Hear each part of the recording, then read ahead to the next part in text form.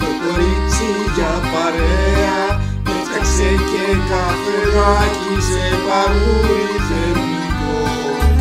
Δόλωσε και 4 καλάμια με δολώματα καλά και μαμούνι ζωντανό.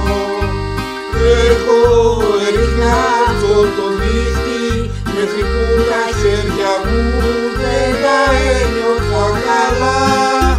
Κι έτσι άρχισα να την ψωνίζω, γιατί τίποτα δεν είχε, ήταν μουφα τελικά.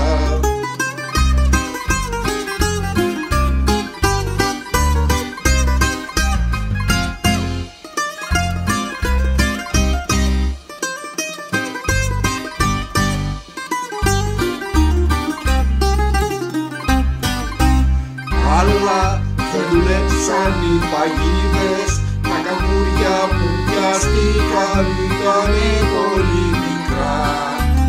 Όπα, τα καλάμια ήταν χάλια, είχαν μόνο φώτα επάνω κι απ' όλα σκεμμά κιλά.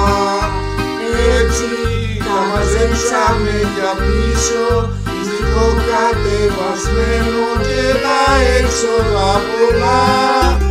Όμως ξεχαστήκαμε από το άγχος, χαλαρώσαμε τελείως και περάσαμε καλά.